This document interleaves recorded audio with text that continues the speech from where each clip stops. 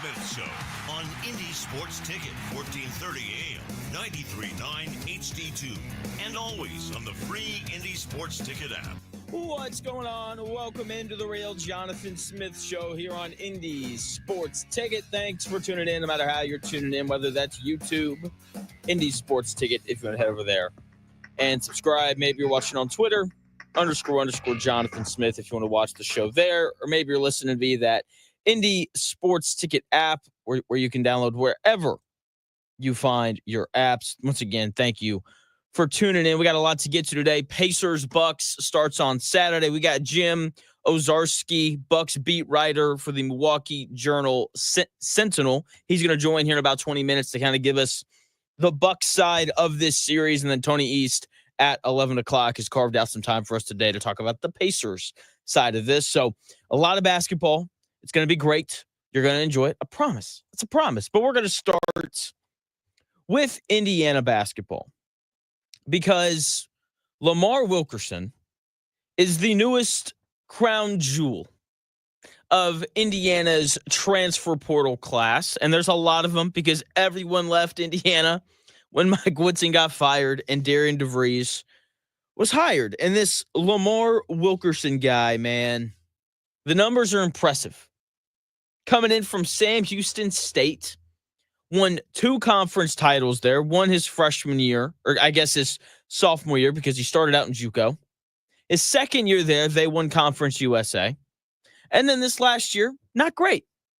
Not great. Okay, they didn't win a ton of games, but their starting small forward gets hurt right before the season starts, doesn't play at all. They have 2 players leave mid-season. Their starting point guard missed 6 weeks, so it's just brutal. A lot of injuries. And it's tough to win games when you have important players that are injured. Now, good news for Lamar Wilkerson, when you're one of the better players and a lot of guys get hurt, you get to take more shots, which was a good thing for Lamar this season because he was a really good scorer. Okay, I like him. Big, 6'5", 205, can score it. That's what I want. I want big guards who can score the basketball. The 45% three-point shooting is the number that has people buzzing about this guy. Like you could make a real argument that he was the best shooter in college basketball. I don't know if I would agree with it, but you could make the argument, and I wouldn't call you dumb for it. He was 38th nationally in three-point percentage this last year. He was 7th nationally in three-pointers made, and he was 13th nationally in scoring. This guy can put the ball in the bucket, and he can shoot the rock. Here's the thing, though. He played in Conference USA. They didn't play against very many good teams. That's just the reality of it. When Liberty is the best team in your conference, and they get, beat by 20. It may have been 30. I don't even remember. By Oregon. It's just not very impressive to me. It's just not. I'm sorry. And with that being said, we've seen a lot of players go from mid-major to high major. And sometimes their roles change. Sometimes they don't. We've seen players go from mid-major to a high major school and just continue to score. The best, most recent example of this is Walter Clayton Jr. because he put the ball in the bucket a ton for Rick Pitino at Iona. And then he transfers down to Florida and just, continues to be one of the best players in college basketball and ultimately leads the Florida Gators to a national title this last season. With that being said, for every Walter Clayton Jr., there is a Tanner Wright. And I say that name, and you're like, I have no idea who Tanner Wright is. This was another guy who went from mid-major to high major. The only difference is, unlike Walter Clayton Jr., this guy did not score. Tanner Wright transferred from Wright State to Ohio State. He averaged 20 points per game as a junior at Wright State and transfers up to Ohio State. And it's like, hey, it's going to be great. I'm going to keep scoring. These Big Ten dudes, they can't handle me. They can't guard me. And then Tanner Wright realized that, the Big Ten is not the Horizon League. And at Ohio State, he averaged 3.6 points per game, ended up having to transfer back to Wright State for his final year of college basketball, where he was once again a great player. It can go either way for these players that are transferring from mid-major to high-major schools. And because of that, I wanted to see how Lamar Wilkerson performed against teams that I know are good and against Power 5 teams. One of the best quotes I think I've heard from a coach was the head coach at Ball State. I'm blanking on his name right now. He played it at Mike Lewis. There it is. Coach Mike Lewis went on the Dan Dockett show a couple months ago now, or I guess a month ago. And Coach Lewis had just finished watching UCLA practice. And he made this comment, and it's going to stick with me for forever. He said, UCLA's second team would win the MAC. So that's how good these second string guys are. And like when you hear a quote like that is really jarring. That's high praise for UCLA and high, power, 5 conference basketball. That's what it is. And so I wanted to see, how did Lamar Wilkerson perform against the some of the better teams that Sam Houston State played against last year? And I kind of thought that it was going to be a lot of bad. Because as I said, their starting small forward gets hurt before the year starts. They have 2 players leave in the middle of the season. And then their starting point guard missed 6 weeks. And so I was like, look, man, like all these high major teams are really going to key on him. And, they're going to put their best defender on him. And he's probably going to, at least struggle a little bit. And that's not entirely true. There were some good moments and some bad. Against Baylor, he scored 19 points on 7 of 15 shooting, 5 of 12 from 3 in that game. Against North Carolina Wilmington, an NCAA tournament team that almost upset a 3 seed in the first round, he put up 20 points on 7 of 16 shooting, and he was 4 of 8 from 3. Also had 4 steals in that game. That's a lot of steals. That's called defense. I know IU hasn't played much of that these, past couple of seasons, but, defense. Nice to see.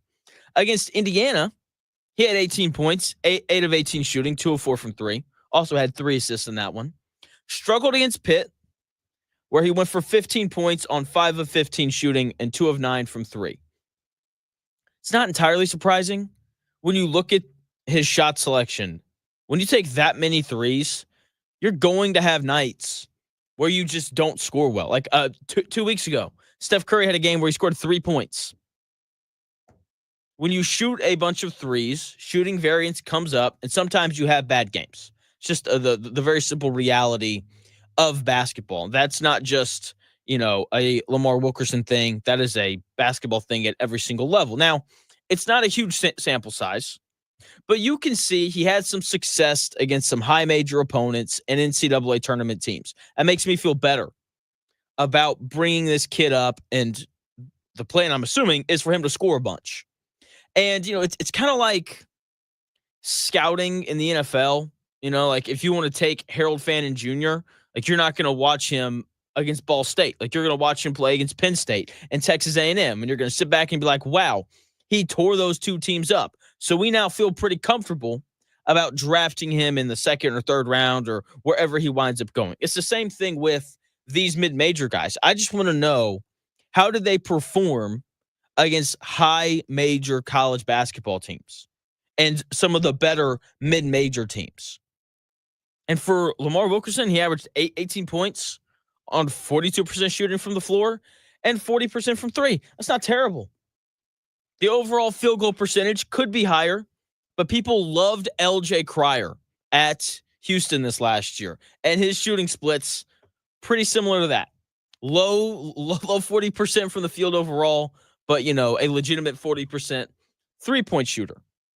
And the other thing with that overall field goal percentage, like when you're taking as many threes as Lamar Wilkerson did this last year, your overall field goal percentage is just going to be lower. Like that's just the simple reality of it. I mean, like when a little less than half of your shots come from 3, like they did in those, 4 games that I just highlighted, then your overall field goal percentage is going to be lower.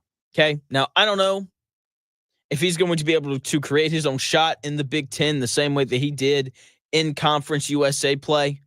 But he's definitely going to be able to knock down threes. That is a transferable skill no matter where you're playing at, whether it's Sam Houston State, IU, Rucker Park in New York City, the Knicks, the Pacers, whoever you're playing for. Shooting tends to transfer. Size tends to transfer well as well. 6'5", 205. So at a minimum, he's hopefully going to be a guy, once again, this is at a minimum, who can come in, knock down some threes, and really guard. That is the hope. Okay, at best, he'll be the leading scorer for Indiana. He'll average, 18 a night, shoot 45% from three again, and he'll lead Indiana to a national title. The last part of that probably won't happen, but as of right now, it's still on the board. Speaking of being on the board, the Dallas Mavericks last night beat the Sacramento Kings in that Western Conference, 9th seed, 10th seed play-in game. The Heat, they won the Eastern Conference play-in game. And let's start with the Heat. Let's start with that first game. The Heat are the best play-in team ever. They've never lost a play-in game, and they love to play in them. Okay, they won again last night. There's two parts to this. Part of that is Eric Spoelstra is an excellent head coach. Just ask any Miami Heat fan, and they'll tell you about it for 2.5 hours. They'll run you through their horn sets. Yeah, it'll be great. Trust me, you'll have a blast. They'll probably beat the Hawks because that's just what they do. They just win playing games. And part of that, as I said, is Eric Spoelstra and the fact that he's arguably the best coach in the sport. The other part of that is, well, for last night at least, Tyler Hero just decided to have the game of his life. 38 points, 13 to 19 shooting, didn't miss a shot in the first half. And this is the really cool thing about this, one and done type format. This is what we love about college basketball. Some dude you've never heard of at Who Cares State out of, the Horizon League gets hot, goes like 7-7 from three, and all of a sudden this 3 seed gets knocked off. Not saying that the Chicago Bulls were a 3 seed. They were a 9 seed for a reason, but you get my point.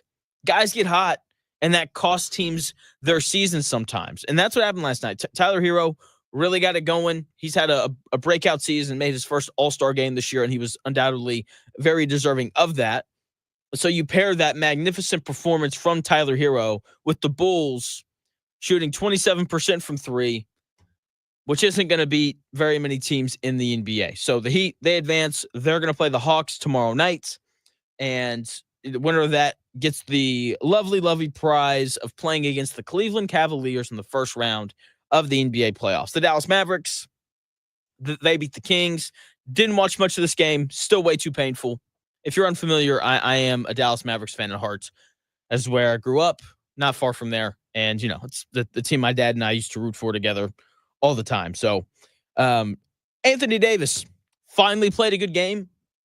27 points, 9 rebounds, 3 blocks. Would have loved to have seen that against the Lakers. But, hey, better late than never, I guess. Klay Thompson got hot. This is a Tyler Hero situation. 5 of 7 from 3, 23 points. He was a game high plus 31. That's crazy. Mavs outscored the Kings by 31 when Klay Thompson was on the floor. And then here's your random guy you've never heard of that got hot. Brandon Williams, a G Leaguer that the Mavericks spent $45,000 to bring up to play like the final 10 or 15 games with them. He comes in off the bench. He scores 17. Random guy goes off 3 of 4 from 3. Like this is the beauty of the playing game. You get these random performances from players that you've never heard of, because most of the time when these 9 and 10 seeds or the 7 and 8 seeds are playing, like, you're just not watching them as much, because who wants to watch, a 40 and 42 Kings team or whatever their record was. Okay. Yeah. So also, what a surprise for the Kings. DeRozan and Levine couldn't get out of the Eastern Conference play-in games. So why in the world would we expect for them to get out of the Western Conference play-in games? Okay, DeMar DeRozan was great. He had 33 points and 7 rebounds. Zach LaVine, though, 20. Kings were minus 22 when he was on the floor. Terrible. Domantas Sabonis struggled. Okay, he was minus 26. Jeez, that's just absolutely brutal. But the Mavericks, they will, get to travel to Memphis where they'll play the Grizzlies, where the winner of that game gets the grand prize of getting to play against the best team in the NBA, the Oklahoma City Thunder. The Pacers had a good regular season, so now they get to play against Milwaukee. They have home court advantage. Bucks beat writer at the Milwaukee Journal Sentinel, Jim Owczarski, is set to join the show coming up here in about 4 minutes. So when we come back, Jim Owczarski, Bucks beat writer, to talk Bucks, Pacers, and what to expect from the Milwaukee Bucks in that series.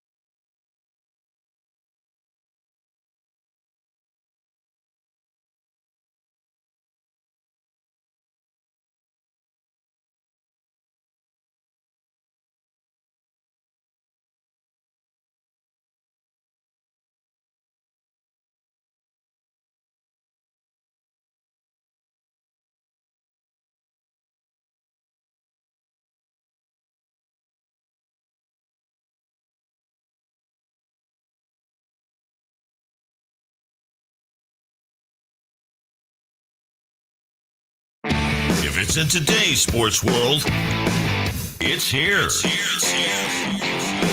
The Real Jonathan Smith Show on Indy Sports Ticket 1430 AM, 93.9 HD2, and always on the free Indy Sports Ticket app.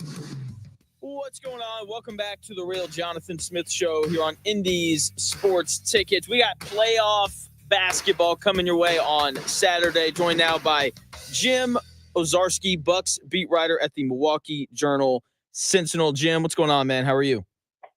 Well, not much. Looking forward for another few days in Indy over the next couple weeks, I'm sure. Where does Indianapolis rank on your favorite cities to travel to for work?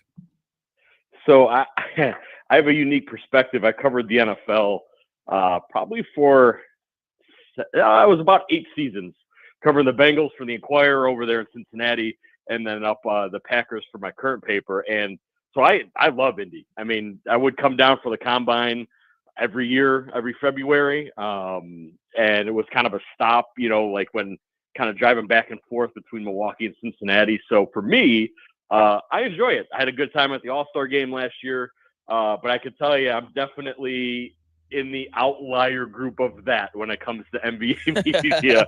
I enjoy football cities in the Midwest, man. What can I say? No, that's a great thing. And I moved here from the South, and it's a great city. I really love it. I want to start with just an update on Lillard. How close is he to returning? Yeah, I don't think close is the right word.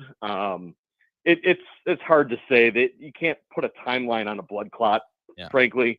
And I understand sort of I guess the behind the scenes mechanics, maybe the public play here. And it's no disrespect to the player involved, of course. I mean, this is a scary situation, could be life threatening, right? But I think there is an element of keeping the player engaged, keeping the team engaged. I mean, look, Bucks Pacers went through this last year with Giannis Antetokounmpo, right? Yeah. Every day, Giannis going to play. Well, once the series is over, Giannis says, I was probably 2 weeks away from going.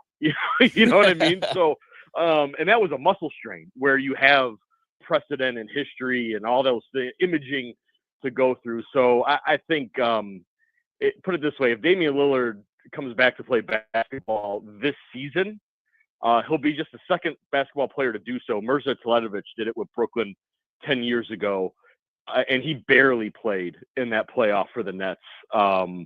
And look, I'll always allow for the medical outlier, but it feels really, really improbable that Damian Lillard plays at all, let alone, in the next 2 weeks. Joined by Jim Owczarski, Bucks beat writer at the Milwaukee Journal Sentinel, talking Pacers and Bucks. So Lillard probably not going to play. And Jim, I love the NBA. I have an amazing wife who just lets me sit down in October on Tuesday nights and just watch basketball. And Giannis has been one of my favorite players. I think if you just like basketball, it's hard to not like watching him play. And I'm curious, what's it like seeing one of the 5 best players in the world get better every year? Because I feel like he's improved from last year to even this year in year 12 of his career. Yeah, it is interesting and fairly remarkable. Look, you're right. I would say, and he says this, every year since his last MVP, which was the 1920 season, has been a better season than his MVP years, and that's just the way it goes. Sometimes he has improved, and it's both by the eye test, and then if you want to get into the raw basketball numbers or analytical basketball numbers, he has gotten to be a better player, which is remarkable because it speaks a lot to where he wants to go as a player. He likes to say he doesn't watch basketball or he doesn't, worry about legacy or things like that, which is sort of tongue in cheek. I mean, he clearly does. And he wants to maximize everything he has. And he also has the long game in mind. I mean, look, he's talked a lot about playing 20 years at least, and he understands that his current style of play will not work when he's in his late 30s or 40s. Like, that's just, the body won't allow that. So it has to change, right? And so that's what you're seeing this year. That's what the Pacers fans and the Pacers will deal with now, is that elbow jumper, that baseline jumper. He's about the 4th or 5th best mid-range shooter in the NBA. And that's behind DeMar DeRozan, Devin Booker, Kevin Durant. I mean, it's that, and then it's like Giannis Antetokounmpo, which seems absurd. But if you can remember, 10 years ago, 9 years ago, it was, oh, what if Giannis develops a jumper? Well, the what if is here.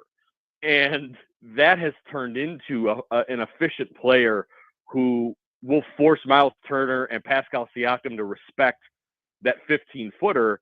And then what happens then? That just opens up that entire paint, that baseline area, the corner threes, then when everyone else has to come over and help. So it is pretty remarkable to see him on a nightly basis improve, which is again, it's remarkable. He's just insane. And like you said, like the jumper has gotten better. I think the passing has really improved. And we've seen that more and more, just him having the ball more with Lillard out. One of my favorite things about Giannis, though, is the competitiveness. Like, when you watch him in person, can you just – because, like, whenever I watch him on TV, it feels like he just wants to win more than everyone else. When you watch him in person, can you kind of feel that? Yeah, and I think what accentuates that is he has the physical ability to then sort of make it happen. Because, look, I've been fortunate enough to cover all levels, forms of pro sports. Tiger at his peak in the mid-2000s, now to a Giannis Antetokounmpo. And all of those type of, the 0.000% or 1%ers of the 1% of these athletes, they're all super competitive, hyper competitive. They all want to win and could beat you and I in anything, right? Even if we get one over on them the first time around or whatever it may be. But where the change or the line is there is those who then can combine it with either the skill set or the physical sort of ability, and Giannis has that. And so while it's hard to say he's more competitive than another player on his team or on the Pacers, no one else is 7 feet, 260 pounds, and can get to the rim in 2.5 strides from half court, right? So that's where it makes him who he is as a player, is because that competitive marries up with the physical stuff. That all makes sense. Joined by Jim Owczarski, Bucks beat writer at the Milwaukee Journal Sentinel, talking Bucks and Pacers. So I think that there's a pretty solid understanding that for the 40 to 43 minutes that Giannis is on the floor, he's going to have the ball and kind of be in charge of everything. But what is the Bucks offense going to look like, and just team in general going to look like when he's off the floor? Yeah, I think, Doc Rivers would hate it if Giannis has to play more than 40. That's for sure. I mean, but look, let's be honest. If the Bucks are going to win, this series or multiple playoff series in an upset fashion, that might be the case. Look, Kevin Porter Jr. Was probably a line item addition at the trade deadline. He was traded for Marjan Beauchamp, who was a failed first-round draft pick and didn't play. I mean, so the Bucks traded for this backup point guard in LA, and suddenly Porter Jr. has become arguably the second most important player on this team. Ball handler, scorer, shot creator. I don't want to say replacing Lillard, but he's having to do that. And it's just the non-Giannis minutes sort of start with him in the backcourt, and then he's the distributor. He's the one attacking the paint, getting downhill, and trying to find teammates. So Brook Lopez is a big part of that as well. We'll see in this Pacers series if they're going to try to run Brook off the floor a little bit. But Miles Turner's a stretch big as well, and a rim protector. So Lopez is going to play, and I think those are the two guys, along with Bobby Portis, who is now back and sort of in full form. Right, he was suspended for 25 games, feeling good physically, not worn down, etc. So I would say those three guys, those are the non-Giannis minutes in terms of offense where the Bucks are going to lean on. I didn't hear you mention Kyle Kuzma when talking about guys to lean on. What have your thoughts been with him, obviously making that trade or sending Chris Middleton to Washington and bringing him over? Yeah, it's been a rough go for Kyle. He gets here and Dame and Giannis are immediately hurt. They come out of the break and, it's trying to figure him out. And when the Bucks played good teams, Golden State with Jimmy Butler, Oklahoma City, they put a big man on Kyle and basically just left him alone out there, didn't respect his shot. He's having the worst shooting season of his career. They'd have a small on Lopez, and then that way, when Lillard or whomever came to switch or that pick and roll, all right, you're not having your big man put in a compromised situation, right? And it was disrespectful to put Quentin Post and Chet Holmgren on Kyle Kuzma and said, all right, you shoot it. Kyle's just, again, he's slumped all year long with his shot. Doc Rivers has admitted, the injuries to the suspension to Bobby, some, minute restriction for Giannis coming out of the break, no Dame. They've had Kyle kind of in this, he's had to play the 4. He's played some backup 5. He's defended the other team's best player. Offensively, it's just been a mishmash. He doesn't look confident in that shot. He's had some good games shooting wise, if you want to go to his game log, but it hasn't been consistent. And so I think offensively, he's a role player. John Horst admitted that when they acquired him. They said, we're trading Chris Middleton for this role player to fit with Giannis and Dame, and then there's no Dame. And so I think his space in the offense has been really clouded. Now, defensively, though, I think that's where the Bucks will lean on Kuzma. He has played well defensively as an individual defender. Obviously, he'd be a mismatch with certain players at 6'10", but he's, for a couple minute stretches, he can be or make things difficult on some of the other team's best players. So don't be surprised if you see him on Haliburton a little bit. If anything, to just give a different, bigger look throughout the series. Joined by Jim Owczarski, who covers the Bucks. What about the Pacers scares you the most? I think if you're the Bucks, it's not the pace, it's not the up and down, because frankly with Giannis, they move faster. Even with Brook on the floor, they can get up and down just fine. I think if you're the Bucks, it's the turnovers and it's sort of lack of discipline in transition. The Bucks at times when they pay attention and dial in, they can protect the ball and they get back. And then there's times where, we'll look at each other in the press box and say just who was thinking what right then. So, is that a Pacers thing or a Bucks thing? Well, it is a credit to the Pacers because they are that disciplined. It feels, that they always follow their rules, right? In terms of their running lanes, their running patterns, who goes where and when, who's doing what and with whom. And then I would say the thing that the Pacers go out of their way to do is that pressure on defense. I'm really interested to see how the Bucks handle this. Giannis, in transition's one thing, but taking the ball out inbound, no one's really given it to him for 94 feet. And I'm really fascinated to see do the Bucks put Andrew Nembhard on him in the backcourt to make him truly handle the ball, because as good as Giannis is, he's not a point guard, right? Or is it Pascal Siakam for 94 feet? That's what I'm curious about, because the Bucks, honestly, that's another thing. Even with Lillard, they weren't always the best at in terms of, this team's taking the ball out of our all-stars' hands. How do we get up the court in enough time to reset everything? So I think if you're the Bucks, that Pacers pressure is the thing that's most concerning. I think we're going to see the pressure for a lot of what you just said. Like, as great as Giannis is, he's not a point guard. I think every team should do this because it seems like point guards just don't bring the ball up the floor at all anymore.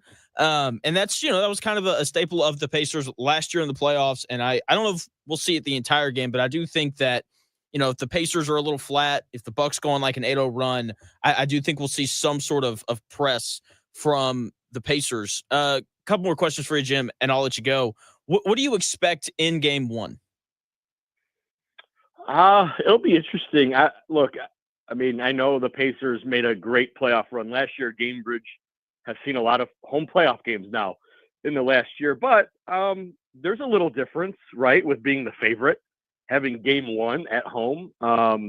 So I expect a really hyped up Pacers team. And the Bucks, I think, look, my entire time covering them, it's been the opposite way. They haven't opened on the road in a playoff series since 2017, 2018. Like as the underdog. I know in the championship year, they were a 3 seed and so I understand that, right? But I mean, just generally starting a playoff as sort of an underdog. So I'm curious early to see the mentalities there. That sort of intangible thing, right? Pacers too excited. Are the Bucks, feeling this way? Like that part I'm interested in. I am curious to see, look, this Pacers team has the benefit of continuity. They went through it last year. It's everybody's back. That is always a benefit in the postseason. I'm curious on the Milwaukee side. AJ Green's kind of in a new spot, right? As a full-time role player. Porter Jr.'s never played in a playoff. Ryan Rollins is just 22 years old. He's never played in a playoff. Our Gary Trent hasn't been in a playoff in a while. I'm curious how, are the Bucks playing within themselves, right? Like this is a team of role players. Kyle Kuzma hasn't been in a playoff since the bubble. I know what Giannis, Brooke, and Bobby are going to do. I'm fascinated about the rest of the group. Are they themselves? Are they just kind of doing their thing and the best 3-point shooting team in basketball? Or are they feeling it? And suddenly you're like, oh, wow, they're sped up, right? They're trying to do too much. So I know that isn't like an X and O's answer, but I think for a game one, those are the things I'm sort of interested to see how they play out. That's, it's not an X's and O's thing, but it's really important because if you have, Kevin Porter Jr., I've got very mixed thoughts on him. Like there are moments where I'm like, wow, this dude's awesome. And there are other moments where I'm just like, I don't know if I like him having the ball this much. And, kind of like what you were saying, like if you have young players trying to do too much or even not enough, then like that can be problematic. And if that shows up, like I think it would definitely show up in game one. Last thing for you, Jim, and I'll let you go. What is your overall prediction for the series? Yeah, and look, I'm sure if someone listened to this whole segment, it'll sound like I am down, quote unquote, on Milwaukee, and they're a 5 seed for a reason. They didn't beat the top 3 teams at all. However, they were 3-1 against the Pacers during the season, and it was a 4-point great, sort of Hail Mary 3 and play by Haliburton to win that 4th game. I understand Dame is out. Unlike last year, where I think the Bucks tried desperately to avoid Indiana, this year, I think the Bucks feel very good about playing the Pacers. No surprise. If there's one, I guess, quote unquote, bad thing about continuity, it's that there are no, right? Like Rick's going to drop some plays and they'll do some interesting stuff here or there, but it's not football, right? Like it's the same stuff for the most part. And so the Bucks feel confident about that.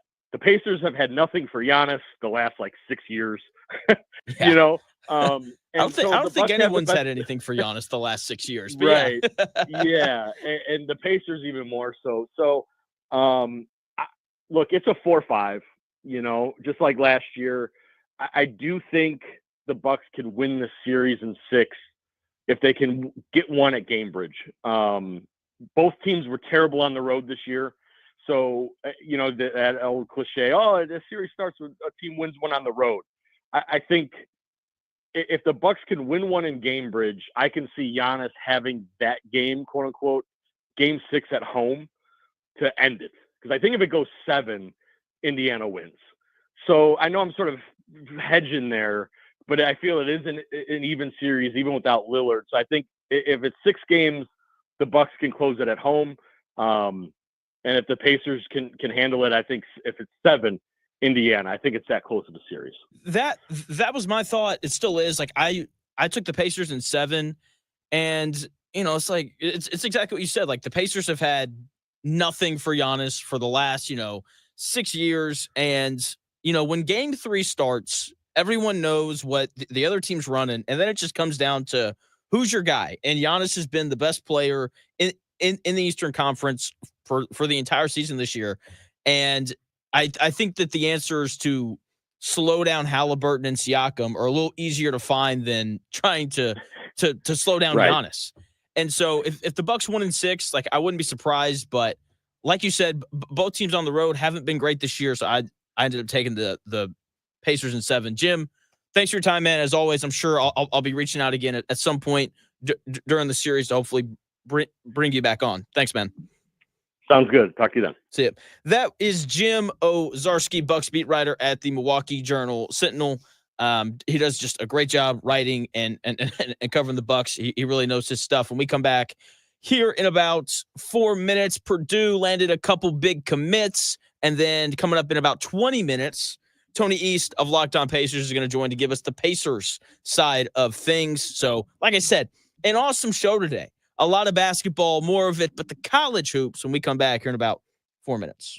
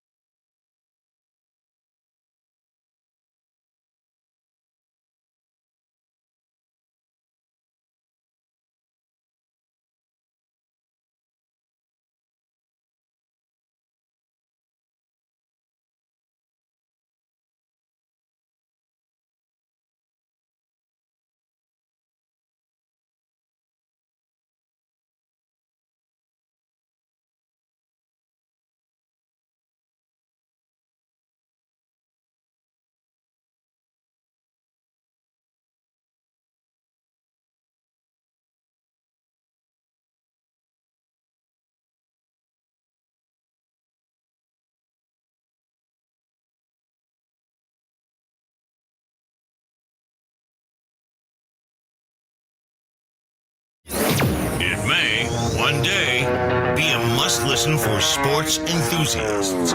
Shough, and monkeys might fly out of my butt. The real Jonathan Smith Show. On Indy Sports Ticket 1430 AM, 93.9 HD2, and always on the free Indy Sports Ticket app. Big thanks to Jim Owczarski for joining me in that last segment to talk Bucks and Pacers. We'll definitely get him on again at some point to talk more Bucks. Thank you for tuning in, no matter how you're tuning in, whether that's YouTube, Indy Sports Ticket, if you want to head over there and subscribe. Maybe you're watching on Twitter, __ Jonathan Smith. Maybe you're listening via that Indy Sports Ticket app where you can download no matter how you find your apps. And you can listen to the Dan Dockett Show there as well. And if you want even more from me, you can go check out the My Take Is YouTube page. Now, Indiana doing their thing in the portal, bringing in Lamar Wilkerson, but Purdue decided to get in on the action yesterday as well, as they get it's technically a transfer, but it feels more like a commitment from Omer Mayer from Israel. Big 6'4" guard. And this guy's good. He's going to play because the dude's really good. He's a 6'4" combo guard who averaged 5.5 points and 2 assists for Maccabi Tel Aviv, the top league in Israel. But since he's 18, he also played at the FIBA under-18 circuit last summer, where his numbers were much more impressive, 18 points and 5 assists per game. And I like the kid. Like I said, he's big. He's 6'4". The other thing, dude's been playing with grown men in the top league in Israel. And now he's going to come over to college basketball, where he's going to play at most 20, like the oldest guys he's going to play against are like 25. For reference, he played against 27-year-old Carson Edwards a couple weeks ago. Not very many players in college basketball are better than Carson Edwards. There's just not, especially 27-year-old Carson Edwards, who's, obviously a full-grown man now.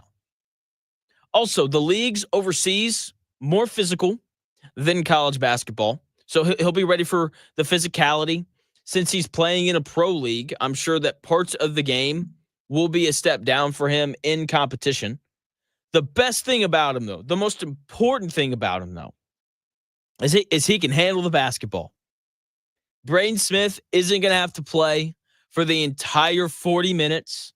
And when Braden Smith and Omer Mayer share the floor together, Braden Smith doesn't have to bring the ball up. He doesn't have to initiate everything offensively because Braden Smith is a good player off the ball as well.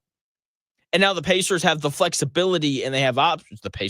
Purdue has the flexibility and the options to run him off screens and have him cut and utilize some of those off-ball skills, which Omer Mayer has as well. See, that's the really funny thing. Usually when you're 18 years old playing with a bunch of grown men, they're not letting you run. They're just not going to let you play point guard. They aren't.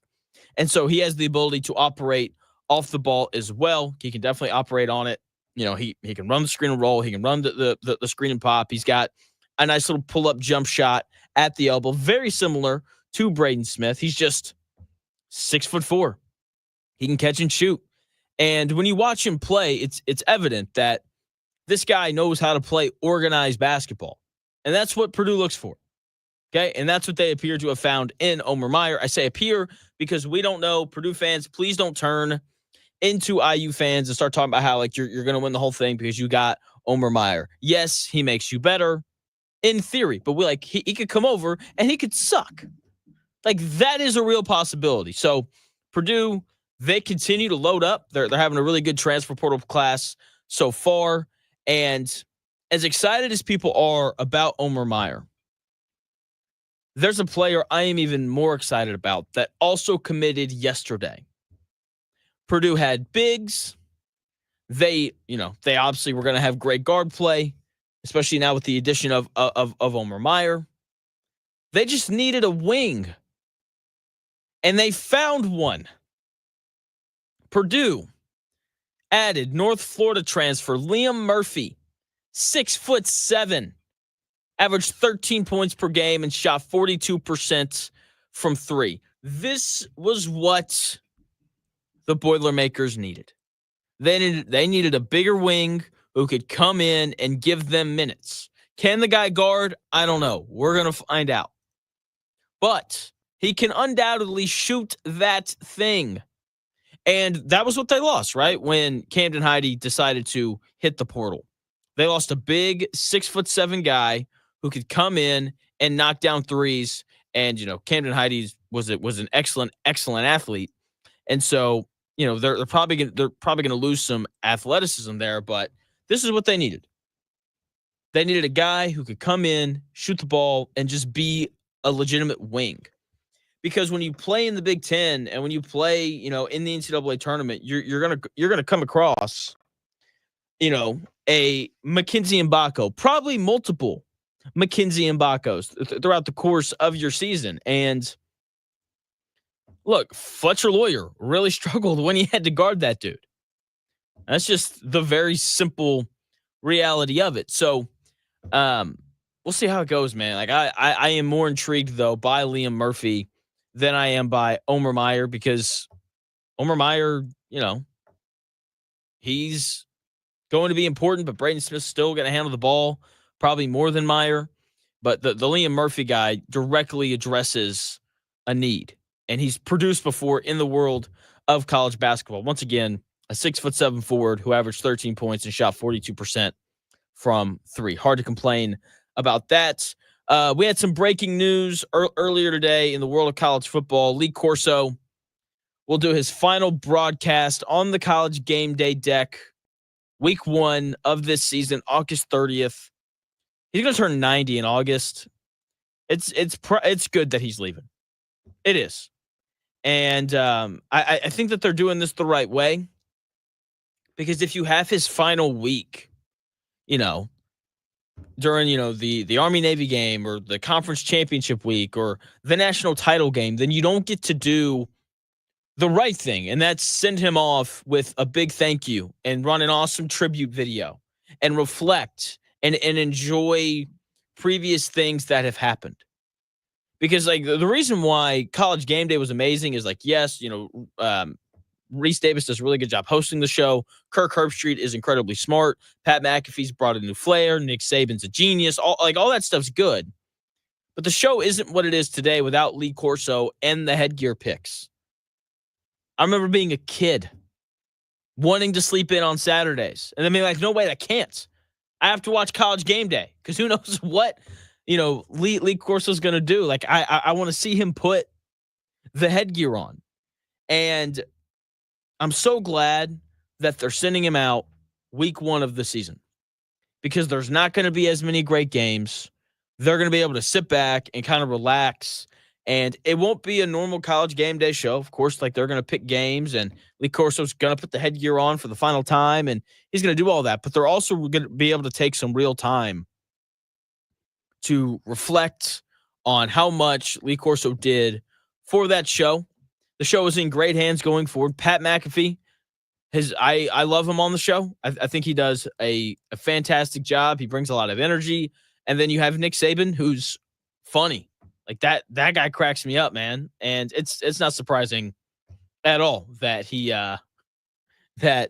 funny, because he, coached 18, 19, and 20-year-olds for a long time. And to recruit, you got to have some kind of a personality. Nick Saban brings that now, and Lee Corso brought it for a long, long time. And hopefully your Indiana Pacers bring it tomorrow, or today's not Friday, Saturday night, because the Bucks are coming to town, and Giannis is going to be tough, and Haliburton got to be great. Not good. Got to be great. And, we'll see whether or not he is. It's my biggest concern. We had Jim Owczarski,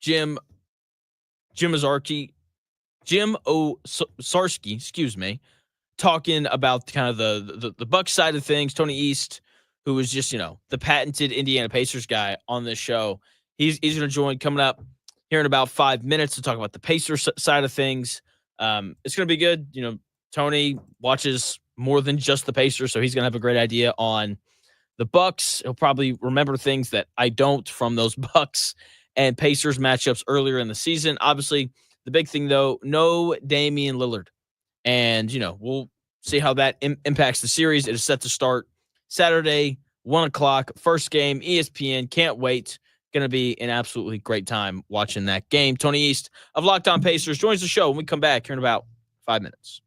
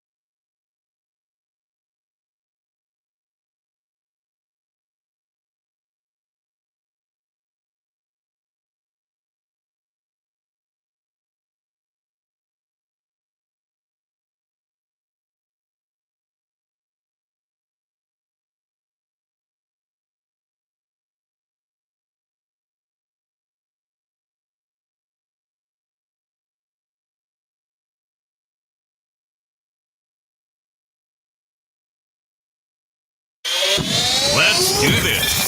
It's the Real Jonathan Smith Show on Indy Sports Ticket, 1430 AM, 93.9 HD2, and always on the free Indy Sports Ticket app. What's going on? Thanks for tuning in to the Real Jonathan Smith Show, no matter how you're tuning in. Joined now by Tony East of Locked On Pacers, talking Pacers Bucks, because that series starts on Saturday at 1 o'clock. Indiana Fever head coach Stephanie White is calling the game, which is kind of cool. Tony, what's going on, man? How are you?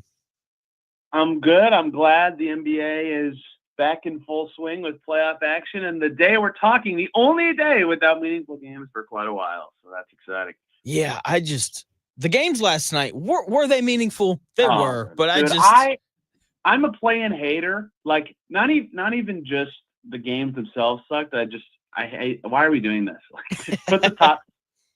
Every team that plays today is below 500. Why are they still playing? Who cares? The only good playing game had the good teams in it. It just stinks. So yes, after Friday is maybe more accurate. Yeah. But we are talking Pacers and Bucks. I had Jim Owczarski on earlier to kind of talk about the Bucks side of things. He picked the Bucks in 6, and his whole logic was, we have Giannis and you guys don't, which is really hard to argue with. How do you think the Pacers try to deal with him throughout the series? I think it's so interesting that compared to last year, right? Nationally, a lot of people are picking the Pacers, and locally, people in Indy, I think, are a little less into the idea of picking the Pacers, and everybody in Milwaukee is picking the Bucks.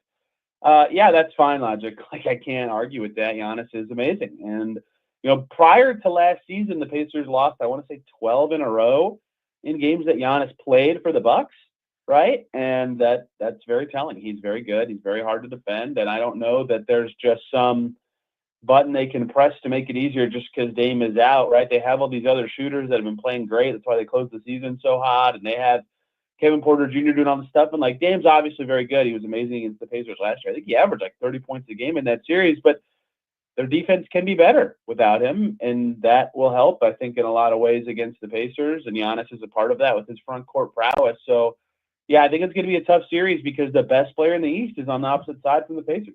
He is. And, he said something really – I asked him what worried him the most about the Pacers.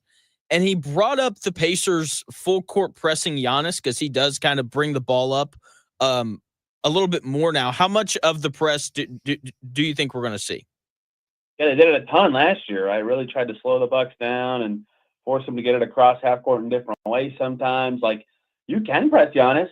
Good luck once he gets across half court, but you can try. It's going to be challenging. And if they want to do that, which I would guess they want to try sometimes, because the quote I keep using is actually from a different series, but Tom Thibodeau, the Knicks head coach, was talking about how the Knicks are going to have to guard Cade. And he said, we can't just throw one look at him, right? We have to throw different coverages at him, mix them up. And that's not to say, like, it won't be the same guy guarding him a lot. It'll probably be Mikal and OG like the whole series, but just how they do it has to be slightly different just to make him think, or like actually read what's happening and not just autopilot destroy the Knicks. The way the Pacers have to guard Giannis was similar, right? Mixing up in your full court pressures, doubling at certain times, triple teaming with the wall that they have taken from the Raptors at times, right? Making sure that they're on it at all times, because if he just figures out what they're doing, they're screwed. Like, they saw in December that he has this post fadeaway shot in his bag now. It's been a thing all season. His passing's been awesome since the Bucks have all these shooters now with, Gary Trent and Taurean Prince, and I'm missing, AJ Green, and Kevin Porter can score. Like, you just can't. It's not as easy to just load up on Giannis and be happy about it, because he can pass it to someone else who can score, right? So they have to mix things up, and that might require playing Jarris a little more than I thought when I initially previewed the series. Not because Jarris is going to guard Giannis. Nobody's going to guard Giannis. You're going to hear that a lot this week. Who should be on him? It doesn't matter who's on him. It's going to take 2 or 3 guys just because he's size that, like, can disrupt him or, like, make his vision, worse. And so that might be how they, like, try to throw curveballs at this, but I think the Pacers are just going to be really good at what they're already good at, more so than actually, like, slowing Giannis down in any way. Joined by Tony East of Locked On Pacers, talking Pacers and Bucks, which starts Saturday at 1 o'clock. So for me, the thing that I picked the Pacers in 7, because I think also did. Okay, oh sweet. I think those 8 minutes where Giannis is on the bench every game and the offense is running through Kevin Porter Jr. is what's going to decide the series. Because let's be honest, like when Giannis is on the floor, it wouldn't be surprising if the Pacers lost those minutes just because Giannis is amazing. So for me, like the ground's going to be made up. It's kind of like playing the Nuggets right now, and those 8 to 10 minutes when Giannis is off the floor. What do you kind of expect for those minutes to look like for like the Pacers and Bucks? Like do the Pacers stagger any minutes to make sure that when Giannis is off the floor, they have like their best offense out there? Like what do you think that looks like? Yeah, they have to win those minutes. Like have to. And I was in Milwaukee last month, 2 months ago? No, last month when they didn't, and they lost that game by 6 or 7, right? Like that was a big deal. And their bench was awful that game, right? That was the worst bench game they've had this era of Pacers basketball. McConnell was terrible. Madler was pretty bad. Shepherd barely played. Like it was horrible. They couldn't get anything going with that group. Like this isn't to say they need their depth to be good, because they probably shouldn't just have full depth groups out there in those moments. But man, oh man, are they going to need to figure out what they can do when Giannis is on the bench? And to me, that is probably making sure Siakam is out there. I don't really know that the other 4 players matter as much, but with Siakam on the floor, you have a height advantage, you have a size advantage somewhere, and Siakam's going to be really strained now. Like last year's series, he was being guarded by Brook Lopez or Bobby Portis a lot, where you had one guy he could shoot over, one guy he was way faster than. Giannis will probably guard him to start the series, right? Like I just have to imagine that those will be his minutes to really feast and change the game and force the Bucks defense to kind of stress. And so that's, to me, what's going to be key in those moments. Joined by Tony East of Locked On Pacers, talking Bucks Pacers. Tony, are you ready for a inspired by ESPN's First Take? Oh boy. How important yes. How important is this series for Tyrese Haliburton's legacy? It's a joke, but like on a more serious note, like he had some games last year in the playoffs where he wasn't great. Like the 9-point performance. I think that was game 1 against the Bucks last year. I think he had like a 6-point performance against the Knicks. Like how, I guess, what do you kind of expect from him? Like, do you think that we're going to see those kind of slower, not super impactful games from him again? He was okay. Like he was good in the playoffs last year, right? But it didn't feel amazing. Like 49, 38, 85 splits on 19 points and 8 assists a game. It's good, right? Like he was largely solid, but he had some games where you're like, what was that? And so that can't really be the case this year, right? Their margin for error is smaller because the Bucks are better than last year's team. I think they present harder challenges, and the Pacers bench is worse, right? So he has to be better. They can't rely on TJ McConnell being the best isolation scorer in the NBA for 2 months or whatever. And I think that for the Haliburton legacy thing, like they need to rely on him more, right? And so legacy is a funny term for a 25-year-old or whatever he is. Yeah. But I think that like there's a lot of wonder about what his season was this year, right? Because he started so bad and then was really good the rest of the way. And so the playoffs are always the tell-all for like what a player's true level is. And again, he was good, not exceptional in the postseason last year. Like I think for the Pacers to know that Siakam Haliburton duo is good enough to consistently win them series 1 or series plural every year, like they're going to need Haliburton to look really good in the playoffs last year. Yeah, he had 21 total points in the first 2 games of that series last year. In Milwaukee, they won game 2 because Siakam was the best player in the NBA for those 2 games. But then early in the New York series, he had 34 and 35. Like he really picked it up, but you can't really have that slow start, right? And I think that's going to be very telling in this series is how can he do early? He took 7 shots in game 1 in Milwaukee. He took 6 shots in game 1 in New York. Part of me thinks that there is an element to Tyrese Haliburton of feeling out a game or a series, right? We've seen that from him for forever, and that's not great. Like they did not win a single game 1 last year, right? And they have home court advantage this year. They almost not have to, but like they really need to win game 1 this year, right? And so that I think will be revealing about who Haliburton is in the playoffs and what that means for the Pacers long term is how well he can start these series and start these games when things get going, because that is when that it's the most important. And last year they struggled in those instances. Joined by Tony East, the Locked On Pacers, talking Pacers Bucks, which starts on Saturday. This is the first playoff series we're going to see Bennedict Mathurin play in. What are your expectations for him? Yeah, I am intrigued because on one hand, I understand the thinking of what everybody is thinking, including me at times, of, well, the game slows down a bit in the playoffs and Matherin's really good in those settings. In fact, a lot of his best games for the Pacers this year when they needed him are exactly that. The game got too slow, and he was the only guy who could really break through and consistently score or get to the foul line or whatever. Like, great. That's great. And if that happens, that will be good for him. On the other hand, the Pacers were very happy last year that they didn't slow down as much as other teams in the playoffs, right? That they continued to play fast in a way that their style could keep being a pressure point for other teams. And I think that in their ideal world, they would like to do that again, right? Play the style that makes them good and makes them one of the most threatening teams, right? They finished sixth in pace last year in the playoffs, and that sounds low. 4 of the 5 teams ahead of them got eliminated in the first round. So they have really small samples of their pace. Only OKC actually played faster than them for a long sample.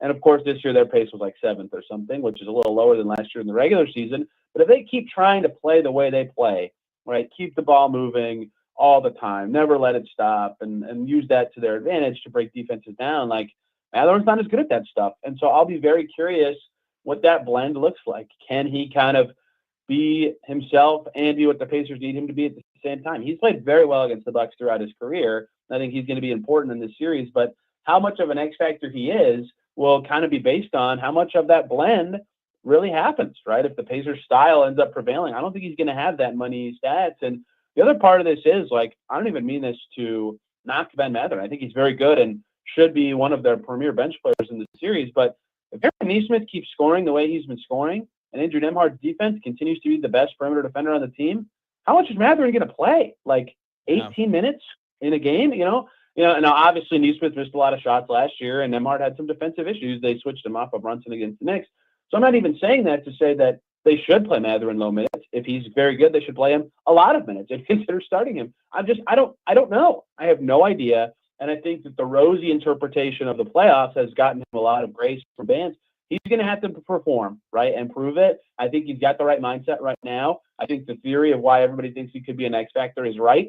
But I think the Pacers style specifically and the players in front of him are very important to the team's success as well. And so I'm endlessly fascinated by what this looks like, because that might be the number one player of intrigue this summer for the Pacers. So it's going to be a big playoff for determining what he is and how he fits. What about Jarris Walker? You mentioned earlier you think he'll play just because size and lengthwise he's a good option for Giannis. But at the same time, like, he didn't play hardly at all in the playoffs last year. What are kind of your expectations for him? Because he's been playing really well here as of late. Really well. Yeah, and like, you know, I when I originally started previewing this series, like, I looked back at last year's Pacers Bucks series, and like, they only played 8 guys. Like, Isaiah Jackson, I think, was 9th in minutes for the Pacers against the Bucks last year. He played 24 minutes total, like 4 minutes a game across the whole series. And so I thought, well, yeah, Giannis is playing, but like, if it's just a Lopez Portis center rotation, they can play small with Toppin again. Like, that seems like the thing they would try to do. Shepard's been worse this year. But then I thought about the big change being Dame is not playing and Giannis is, and like, you kind of gotta use size at some point. Like, you might just need someone to soak up fouls if that's how the series is going to go. So now that I thought more about it, I think Walker will play more than 24 total minutes in the series because of that. But I don't know how much more than that. Like, 10 minutes a game might be too many. They don't know how proven he's going to be. Is he going to make his threes in that setting? He was lights out to close the season, like deservedly, like deserved his minutes because he was shooting so well. His defense has gotten better throughout the years. I still think he's a little overrated on that end, but he is large, right? He is a large person. And against Giannis, that is supremely important. So I think he will be the ninth guy, both because, like, he's probably the button they push if one of McConnell, Mathurin, or Toppin struggles in this series, but also because they'll just kind of need him to be that ninth guy. And I don't know how that's going to go. I truly would be guessing if I said I knew, but if he makes his threes, he'll stay on the floor. So we'll see. Last thing for you, Tony, and I'll let you go. This is kind of a two-parter. What do you expect in game one, and who do you think the closing lineup is for the Pacers? Yeah, game one, man. I think game one and game three are the two biggest games of any series. The first game winner forces the adjustments more often, and the game three winner is just like such a huge leg up. And the Pacers were great in game threes last year. the closing five for the Pacers, I mean, I think it will be the starters, with the only potential changes being Toppin could be in there. I put that at low odds, but somewhat plausible that he's the five. He has this speed element that he adds to a game, that there's some games where Toppin's in there and the Pacers look great, and Toppin's not in there and the Pacers just don't flow right. That's not to say Miles Turner won't be good in this series. In fact, he's my X factor for the whole series. His shooting is going to be critical, but Toppin's also a good shooter, right? So I think it's possible Toppin's in there. I think it's possible Matherin's in there if he's defending well, and either Neesmith or Nembhard are having a tough scoring night. But my hunch would be, if it's a close game late, the starting five will be out there trying to do their thing and close one out for the Pacers. Okay. Sounds good. Tony, thanks for your time, man. As always, I'm sure we'll talk a bunch more as the playoffs progress. Thanks, man. You know it. Thank you. That is Tony East. You can check him out on Twitter at Tony R. East. He hosts the Locked On Pacers podcast, also writes on the beat for the Pacers and the Indiana Fever as well. You'll be hearing a lot more from him as the playoffs continue on. When we come back here in about 4 minutes, Tyrese Haliburton said some words. And so now I have to talk about those words. I will give you that quote and my thoughts on Tyrese Haliburton in the playoffs when we come back here in about 4 minutes.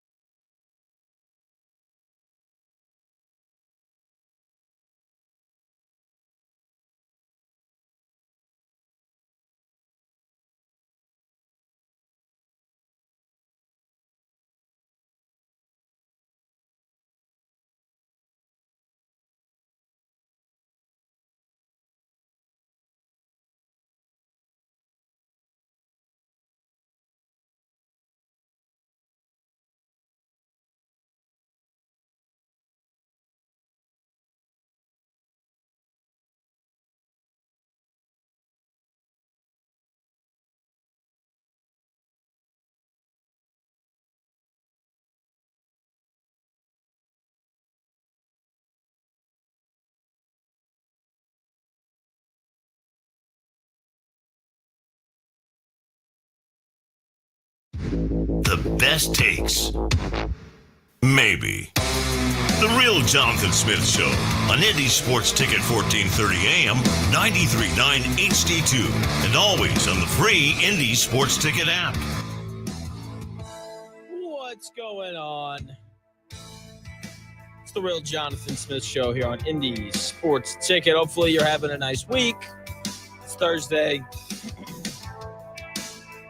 NBA playoffs starts Saturday at 1 o'clock. Pacers, Bucks. Can't wait for that. It's going to be great. Locked, loaded, ready to go. The NBA playoffs, there's nothing better. Nothing better than the NBA playoffs. And all eyes are going to be on the one and only Tyrese Haliburton, the Indiana Pacers' best player. You know, a guy who was all NBA last year, a guy who is probably going to be all NBA this year, meaning he'll be voted as one of the 15 best players in the NBA. Like, that is what all NBA means now with these new rules in terms of how they vote. And superstars are what win in the NBA playoffs. If you hear someone pick the Bucks to beat the Pacers in this series, it's very likely because of Giannis. So you know what, Giannis, best player in the Eastern Conference this year, as he was last year and the year before that, and we can keep it going. And they're picking the Bucks because they think Giannis is good enough to win the series, and it's not bad logic in any way, shape, or form. You can't really argue with it, especially when you consider the Pacers superstar, or the guy that they want to be their superstar, Tyrese Haliburton, and his experience in the playoffs last year. It wasn't good. Game 1 against the Bucks, he scored 9 points. Game 2 against the Bucks, he scored 12 points. It's not that's not going to cut it. He was good through the rest of that series, and then Game 1 against the Knicks, he scores 6 points. Game 5 against the Knicks, he scores 13 points. It's just not enough. And then in Game 6, he scored 15. In Game 2 against Boston, he scored 10, but I'm not going to knock him too much for that because he got hurt in that series. Tyrese Haliburton is a super max player. He's making a lot of money. He can't have nights where he doesn't score enough. He can't have nights where he scores 6 points like he did in Game 1 against the Knicks. He can't have games where he scored 9 points like he did in Game 1 against the Bucks. And the frustrating thing about those games is it's not like he had a poor shooting night. He just didn't try to score. That's problematic. He can't continue to have playoff games where he's not aggressive and he's not looking to score. Because when you play against the Milwaukee Bucks, you know that Giannis isn't going to have games in this series where he's like, I can live with, 18, 12, and 7. It's not going to happen. Giannis is he's going to try to go for 30 and 15 every single night for the full, 40 or however many minutes Giannis plays. He's going to be an absolute force at all times. And I love the unselfishness of Tyrese Haliburton. But he has to be better at realizing when his team needs him to score. Because he's a great scorer. He just doesn't get enough shots up for people to realize that. This guy's a 39% three-point shooter. He is a great finisher at the rim.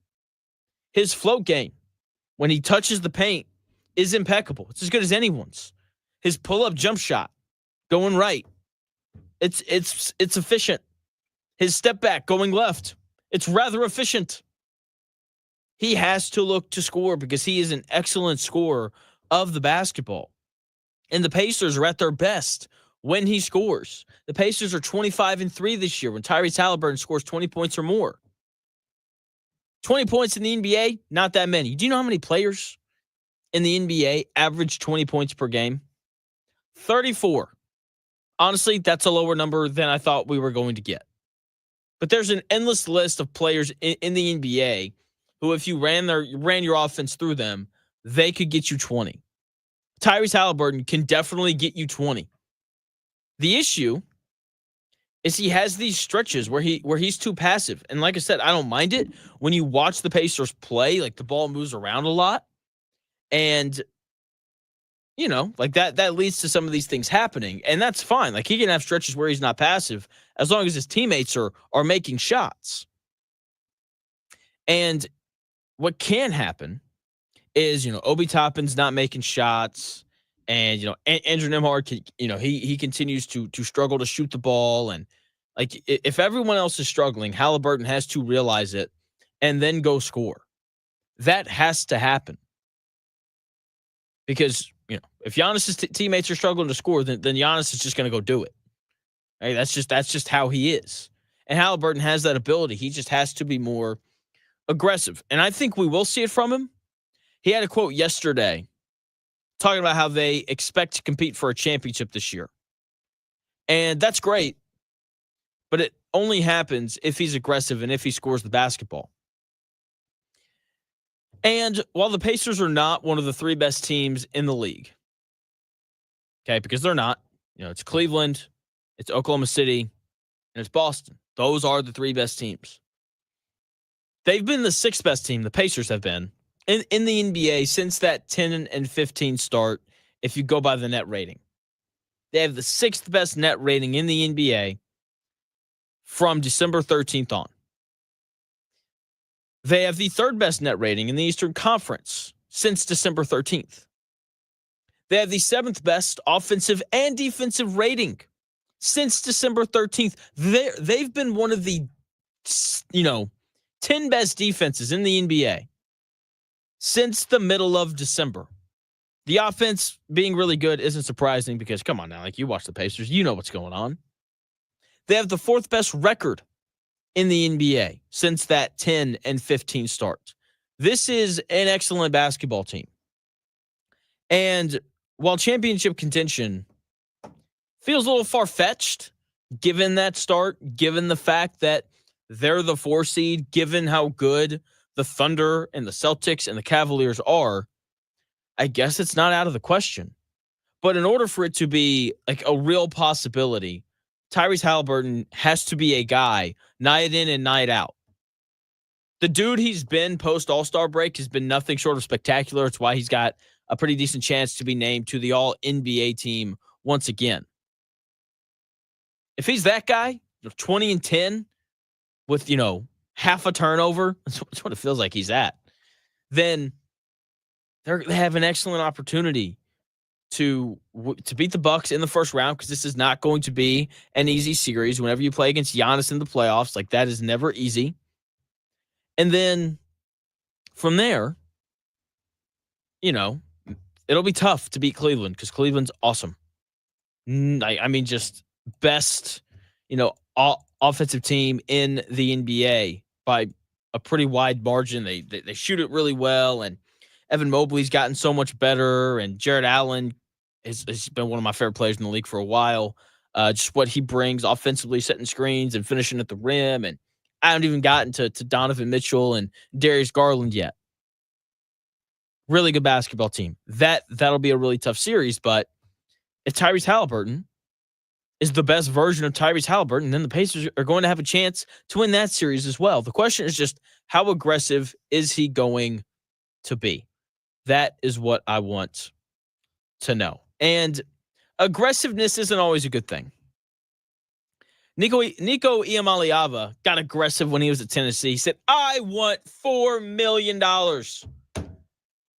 Give it to me.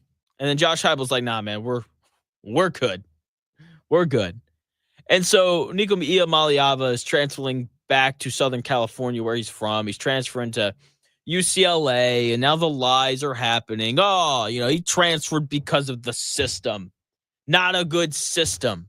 Multiple questions on that. But first, that, Josh Heupel Tennessee system got Joe Milton drafted. Their backup quarterback got him drafted. That's what that system did. So there's that. In addition to it, if the system was the issue, then why didn't you transfer as soon as the season ended? Come on now. I hate when people think that you and I are dumb. Because you and I are not dumb. We're not. He left Tennessee because Tennessee wouldn't cave to his desires. Good for Tennessee. Good for Josh Heupel. But what Urban Meyer said yesterday is exactly right. If he goes to UCLA and UCLA is good and Tennessee has a quarterback problem and they're, 7-5 to close the season, those Tennessee fans are going to be very upset. Everyone is all for taking a stand until they start losing football games. That is how it works in the South, where literally nothing else really seems to matter. So, Josh Heupel is an excellent head coach, though. I think Tennessee's going to be fine without him. They're going to score points. I've got no doubts about it. It's a good system. Like, I could play quarterback for Tennessee, and we'd score points. That's how good of a coach Josh Heupel is. And in terms of Nico Iamaleava, UCLA makes a ton of sense for a couple reasons. One, he's from there. He'll be close to his dad, who ruined his chances at making a ton of money. So, congrats on that front. What's up with these, Southern California dads being all hand in everything? You got LeVar Ball. Now you got, Nico's dad. I don't know. The second reason why this makes sense is because UCLA is bad. A good team with good players wasn't going to bring a player in that is clearly out for himself. UCLA was bad last year, and they're looking for any player whatsoever that they can find that can potentially elevate their floor. And bringing in a quarterback in Nico Iamaleava, who could, be the number one overall pick next year in the 2026 NFL draft, like that raises your floor and your ceiling. It does both.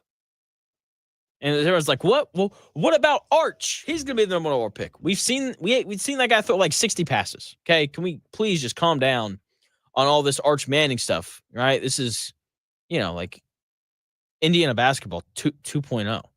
It's like, hey, everybody, this guy's going to be great. We haven't seen him play, but he's going to be great. And, we'll see. I just, the whole Nico thing, I'm just very intrigued to kind of see where Tennessee ends up and where he ends up and where UCLA ends up. I'm interested to see how invested NFL teams are because, like I said, this Iamaleava is a legitimate NFL prospect this next season. He becomes draft eligible after this next season. So, how do NFL teams care about this? Are they going to be looking around well, this guy wanted more money? Or is there going to be some part of them that's like, you know what? I want more money. So I kind of get it. Very intrigued to kind of see how that whole draft process works out for him next year and how he performs at UCLA this year. Also going to be keep my eye on the Tennessee Volunteers because, they don't have a quarterback right now. Or they do. It's just not a guy as talented as Nico Iamaleava because there's only one other quarterback in the country as talented as he is, and that is the one and only Arch Manning of Texas, who we don't even know if he's any good yet. Anyway, when we come back here in about 4 minutes, talent's cool. Indiana basketball added some talent, bringing in Lamar Wilkerson. Purdue basketball has brought in some talent as well. I'm going to tell you what that talent looks like and expectations for it when we come back here in about 4 minutes.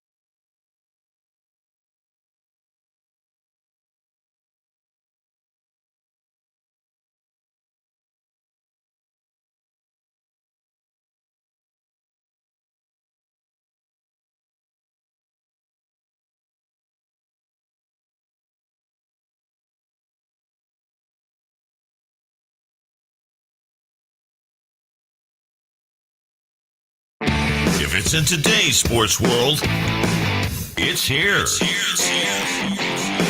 The real Jonathan Smith Show on Indy Sports Ticket 1430 AM, 93.9 HD2, and always on the free Indy Sports Ticket app.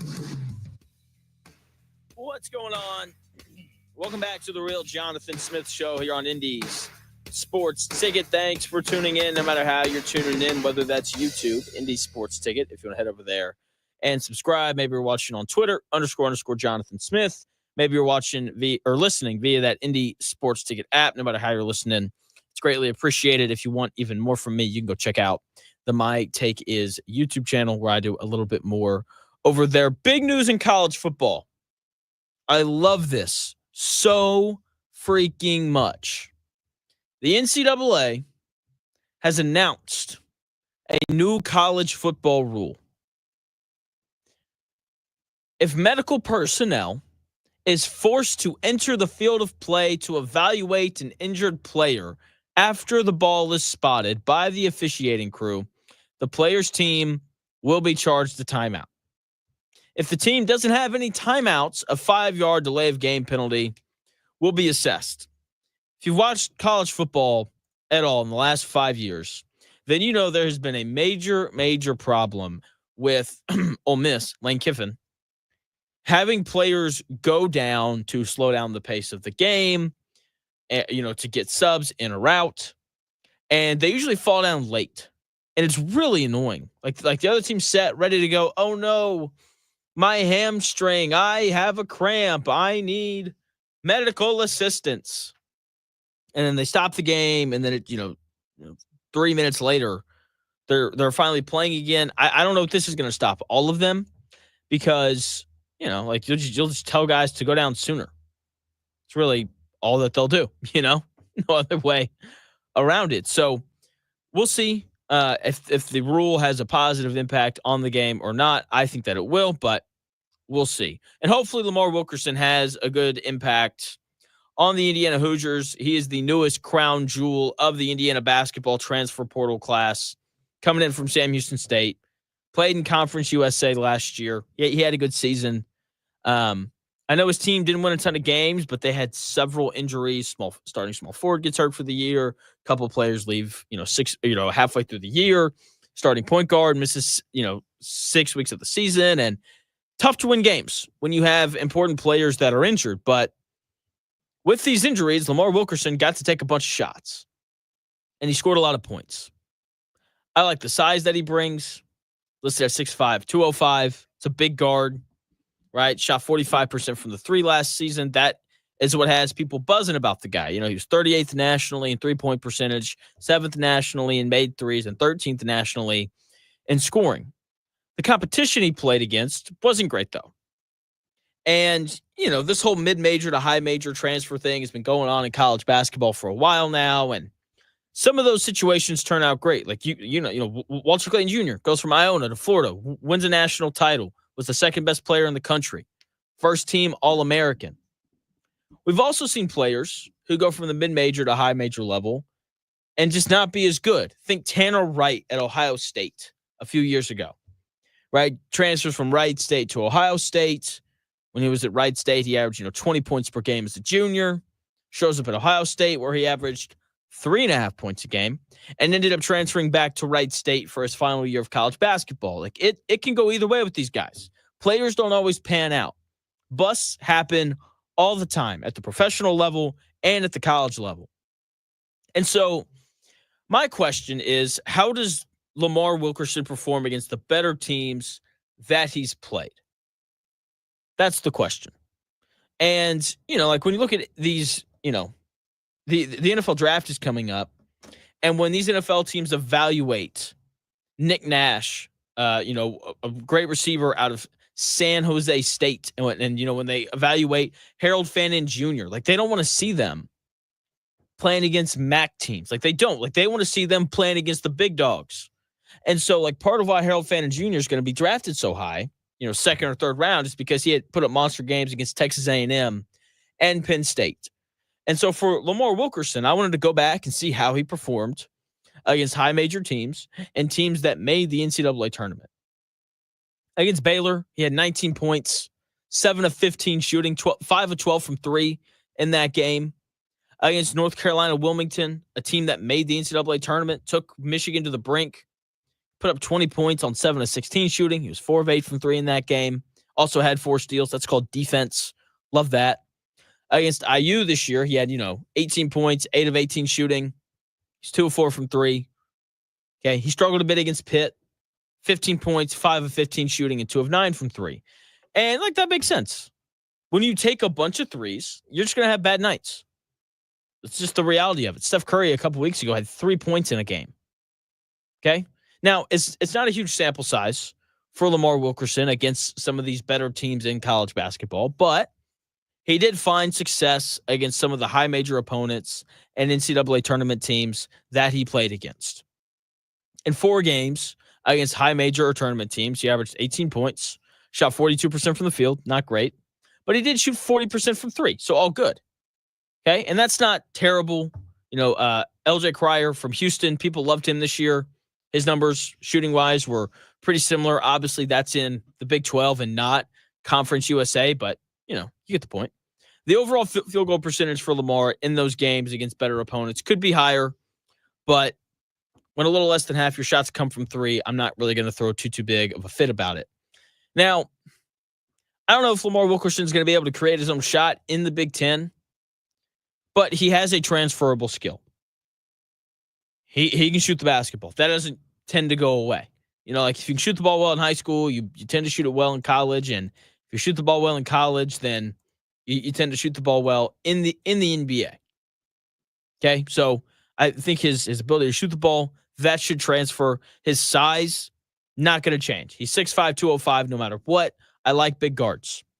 I think at a minimum, this is a guy who plays 12 to 15 minutes a game, comes in, probably off the bench, makes threes, and plays solid defense. I think that's a minimum thing. Maybe at his best, he averages 19 a game, and he shoots 52% from 3. Wouldn't that be cool? And he leads Indiana to a Final Four. Probably won't happen, but, it's on the board. Everything is on the board right now. So let's see what he looks like when the season starts, because the Big 10 is not Conference USA. It's just not. Never has been, never will be. Speaking of the Big 10 and transfers, Omer Mayer from Israel transfers to Purdue. Feels more like a commitment, but, that's what he decided to do. This is big for Purdue. Omer Mayer played professionally last year in Israel. He's a 6'4" combo guard who averaged 5.5 points and 2 assists a game for Maccabi Tel Aviv, the top league in Israel. And dude can play. He's 18, so he was able to play in the FIBA under-18 circuit last summer, where he averaged 18 points and 5 assists per game. He's been playing with full-grown men, and once again, the best league in Israel. Pretty impressive. It just is. And now he's coming over to America, where he's going to play against younger players. At most, he's probably going to play like a 25-year-old once or twice. For reference, he played against 27-year-old Carson Edwards a couple weeks ago. Okay, so he's played against older players, playing against grown men. It's he's going to be fine. Leagues overseas are a little more physical than college basketball. He's going to be ready for the physicality. I'm sure parts of the game will be a step down for him in competition, because there's just a difference between playing against full-grown men and other and guys in college. There's just a difference. The most exciting thing about him, though, he can really handle the ball. Purdue's not going to have to play Braden Smith 40 minutes a night to generate offense. Okay, and that's obviously on the caveat if Omer Mayer ends up being as good as everyone says that he is. Okay, so Braden Smith goes to the bench. This guy can handle the ball, run your offense. He's good in, the screen and roll stuff from what I've seen, which, to be fair, isn't very much. And, when people post highlights, they don't post the bad things. So big if on Omer Mayer being awesome. But, if he is, he seems like he can run the offense. When Braden Smith's on the floor, he can play off the ball. When you watch him, it just looks like he knows how to play organized basketball.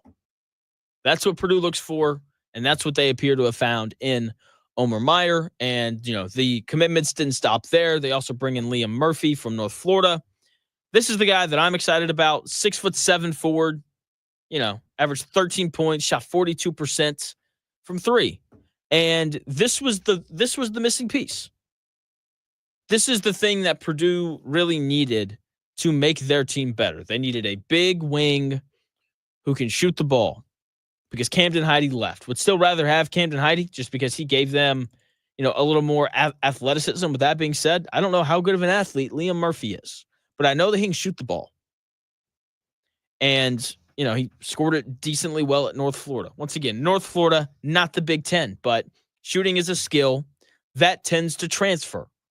Okay? And also, if Matt Painter wants you, I'm just immediately in. He has that level of respect for me. There's a list of coaches that I know you're a good player if they want you to play for them. Bill Self, John Shire is getting into that category. Coach Calipari, he has to be in there. Matt Painter does too. Because it seems like everyone who shows up and plays for him just finds a way to play well and finds a way to be impactful. And, that's a really valuable thing to have. So, Purdue now has the lowest odds, or the best odds, I guess, to win the whole thing this next season. Look, it's early. Transfers are there's still 1,000 players in the portal. That's going to change. Duke's going to be really good again this next year. Sure, they're not going to have Cooper Flagg or Knipple, but they're still going to be really, really good. Okay, other teams are getting better as well. So Purdue fans, before you get all hot and bothered about college basketball next year, just remember, other teams are improving as well. Like I said, there's still 1,000 players in the portal. No one knew who Walter Clayton Jr. was when he left Iona, except for Iona grads and Florida fans. And so, there's going to be some guy that no one's thought about that has a great year next year, and there's going to be a team that no one thinks is going to be any good that's going to be awesome. Houston's going to be really good again next year. So, Purdue fans, just don't get ahead of yourself. All right? Don't do what IU fans do. It'll make you, that's what's likable about Purdue. I would prefer talk to someone that thinks their team sucks all the time than someone who thinks that their team's going to win the entire thing. And speaking of winning the entire thing, we had play-in games last night. The Heat and Mavericks, who won those games. They're not winning the whole thing, but it's basketball. So I watched the Heat. I like to play in. I do. Makes the end of the regular season a little bit more interesting. And sometimes you get to see these awesome performances like Tyler Hero going for 38 points on 13 of 19 shooting. That's pretty freaking impressive. And so you get to see things like that. You get to see Anthony Davis go for 27 points and 9 rebounds and 3 blocks. You get to see a vintage Klay Thompson game where he scores 23 points and he was plus 31 in that game against the Kings. So I like to play in. I've enjoyed watching those games. We got more of them coming up tomorrow night. The Hawks will play the Heat. The Mavericks will play the Grizzlies. The Grizzlies should beat the Mavericks. Should. Doesn't mean that they will, but they should. The Grizzlies are one of the very few teams in the NBA who can kind of match up with the Mavericks in their size. Because, the Mavericks are going to run the whole too big thing with Anthony Davis playing the 4, and the Grizzlies are going to be great, we can play Zach Edey and not really have to worry about it. And so, can't wait. The NFL draft is a week from today. We're going to continue to get you ready for the NFL draft tomorrow. It's going to be good. I got Jared Dubin. He's coming on the show tomorrow too, just to kind of do a broad NBA playoff stuff. So we'll get into more than just Bucks and Pacers. Once again, that series starts on Saturday at 1:00. And I just hope Haliburton lives up to it. You can't be talking about winning a championship before the NBA playoffs and then go out and not play well. You can't do that. He had a quote about winning a title, earlier in the week. And it's if you say that, you better go be awesome. You better score it. You better, continue to average, 20 and 10, because that's what he's been at post All-Star break. I mean, he's been really good here as of late. So if there's any time for him to say something like that, it's right now, when he's playing, what you could argue is the best basketball, or no, not even argue, what is the best basketball that he's played all season. So we'll see how it goes. Once again, that series is set to start on Saturday, 1 o'clock, and can't wait. Hopefully you're able to go because that building's going to be rocking. Pacers, man, I can't wait. That's going to do it here at the Real Jonathan Smith Show. Thanks for taking the time out of your day to tune in, no matter how you tuned in, whether that's YouTube, Indie Sports Ticket. If you want to go subscribe, maybe you watched on Twitter, _ Jonathan Smith, or maybe you listen via that Indie Sports Ticket app, which you should just keep rolling because the Dan Dawkins Show is coming your way next. If you want even more from me, head over to the My Take Is YouTube page, and you can subscribe to me there. Thank you so much again for tuning in to the Real Jonathan Smith Show. I'll be back again tomorrow from 10 to noon on a Good Friday, and it's going to be great. Thank you again for tuning in. I'll talk to you again soon.